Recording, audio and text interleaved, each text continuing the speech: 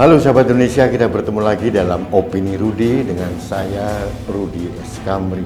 Sahabat Indonesia, besok sudah memasuki bulan Ramadan. Secara pribadi dan atas nama kanal Anak Bangsa TV dan Lembaga Kajian Anak Bangsa, saya mengucapkan selamat menjalankan ibadah puasa di bulan suci Ramadan.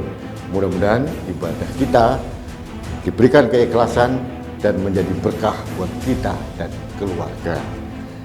Sahabat Indonesia, kali ini saya akan menyoroti tentang calo jabatan di Kementerian Desa Daerah Tertinggal atau mungkin transmigrasi. Nama kementeriannya terlalu panjang buat saya. Nah, ini sedang marak diperbincangkan di ruang publik. Beberapa media mainstream juga mengungkapkan hal ini. Sesuatu yang membuat saya muak dan nek karena masih saja terjadi di era Presiden Jokowi. Maklar jabatan. Nah, sahabat Indonesia, mungkin ini tidak hanya terjadi di Kementerian Desa, mungkin juga di kementerian lain atau BUMN atau tempat-tempat yang lain. Tapi kali ini saya akan menyoroti tentang maklar jabatan di Kementerian Desa. Beberapa waktu yang lalu ada 3 direktur jenderal dan beberapa direktur di Kementerian Desa yang diganti. Sebetulnya penggantian ini bagi saya biasa-biasa saja. Tapi ternyata terkuak aroma calo jabatan. Ini yang membuat saya jadi menelisik lebih dalam. Mengapa di era Presiden Jokowi yang katanya sudah transparan, yang katanya sudah ada reformasi birokrasi, yang katanya sudah ada pola-pola rekrutmen yang sangat terbuka dan profesional, masih saja terjadi. Dan di Kementerian Desa ini konon kabarnya yang menjadi maklar atau calo adalah staf khusus dari menteri. Nah, ini yang membuat saya jadi bertanya-tanya. Apakah ini akibat dari kementerian yang dikuasai oleh partai? Sahabat Indonesia, hanya mengingatkan saja, Menteri Desa, Daerah Tertinggal dan Transmigrasi ini adalah Halim Iskandar, kakak kandung Muhaimin Iskandar, Ketua Umum Partai Kebangkitan Bangsa atau PKB yang saat ini lagi demam-demam panas juga. Nah, konon katanya staf khusus ini adalah titipan sang adik yaitu Ketua Umum PKB kepada kakaknya Menteri Halim Iskandar. Nah, ini si staf khusus ini luar biasa. Dia bisa memperdagangkan jabatan katanya bernilai yang sangat fantastik. Sekelas direktur jenderal bisa dihargai dengan 1,5 M, sedangkan direktur 500 juta rupiah. Nah, luar biasa sekali. Saya tidak tahu bagaimana ini mungkin terjadi. Apakah si staf khusus ini bertindak sendiri? Apakah ini sepengetahuan menteri atau titipan partai? Kemana dana calo itu? Masuk ke kantong sang staf khusus sendiri atau mengalir sampai jauh, tersebar kemana-mana? Ada sesuatu yang sangat janggal.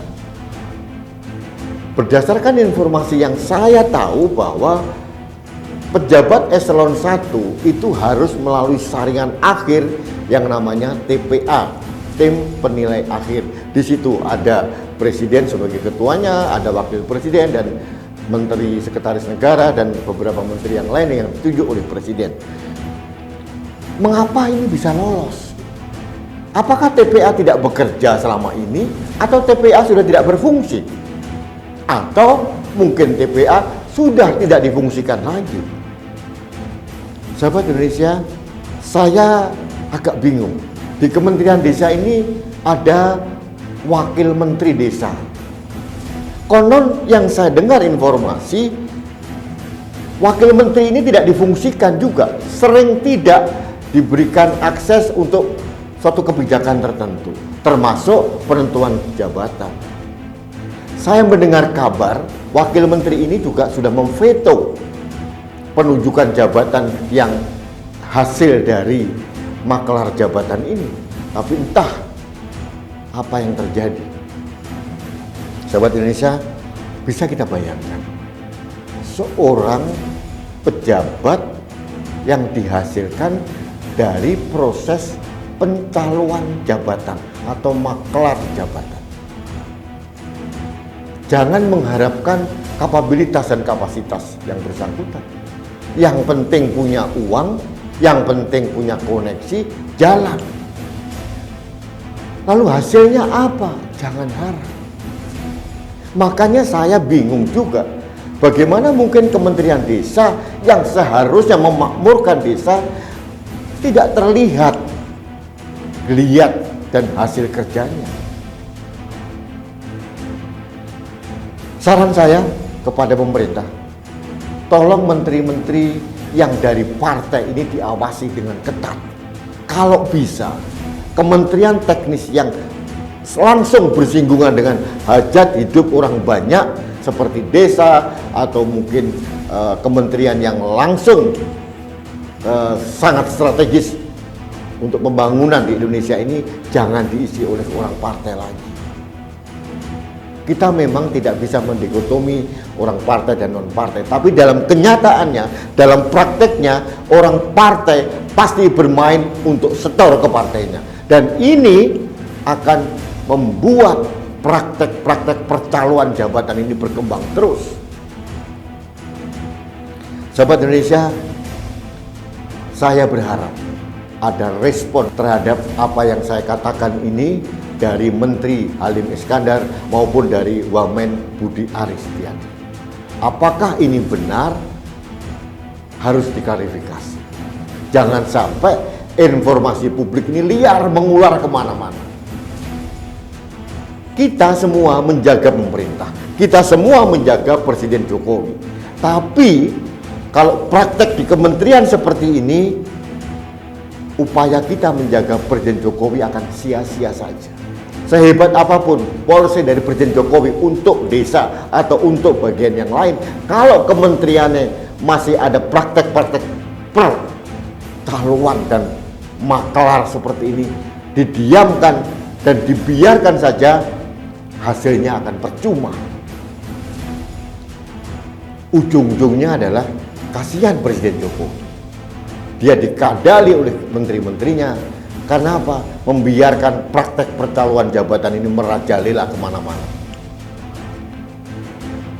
Praktek calo jabatan harus dihentikan. Ini yang menyebabkan birokrasi kita tidak pernah sehat, tidak pernah menghasilkan hasil yang optimal. Ada lagi posisi staf khusus menteri, ini juga harus dikritisi. Jangan sampai ini hanya titipan ketua umum partai yang fungsinya hanya mengobok-obok kementerian dan minta fee proyek. Ini katanya juga terjadi di Kementerian Desa. Staf khusus yang sama ini sering meminta fee proyek juga. Ini apa negara ini? Bagaimana negara ini? Bagaimana tata kelola negara ini dibiarkan seperti ini? Kita bicara tentang good governance, tapi kenyataannya praktek mafia, praktek maklar masih merajalela. Apa yang terjadi di negara ini? Baik, sahabat Indonesia, kalau kita menelisik bahwa aturan tentang seleksi pejabat di Indonesia itu sudah luar biasa. Semua berlapis-lapis ada saringannya, ada Kementerian Aparatur Negara dan Reformasi Birokrasi, ada dari Badan Intelijen Negara juga yang terlibat untuk pejabat setingkat direktur ke atas, ada TPA. Tapi kenyataannya semuanya tidak berfungsi sebagaimana mestinya. Ini yang harus dikritisi. Saran saya jelas, harus ada klarifikasi dari Menteri Desa atau dari wakil menteri desa. Apakah percalonan ini masih aja terjadi?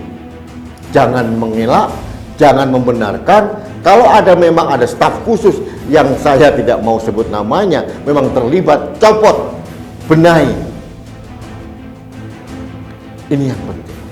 Jangan sampai kemarin salah satu calon dirjen terindikasi paparan radikalisme atau paham-paham khalifah seperti HTI dan sebagainya. Ini kan bahaya. Kemana Badan Intelijen Negara? Apakah tidak dilibatkan? Selevel dirjen harusnya ada klarifikasi dari intelijen negara supaya kita tidak kebobolan. Kalau pejabat dasarnya hanya uang sogok atau uang maklar, kelar hidup ini, kelar negara ini. Saya tidak tahu akan dibawa kemana. Baik sahabat Indonesia, demikian sentilan saya tentang maklar yang konon terjadi di Kementerian Desa. Kita menunggu klarifikasi, kita menunggu penjelasan resmi dari kementerian dan menteri yang bersangkutan.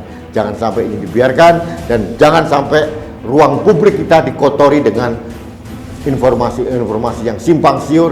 Dan yang paling penting, saya menitipkan tata kelola negara ini tolong dibenahi. Kita mempunyai program good governance, kita mempunyai program transparansi, birokrasi, dan sebagainya.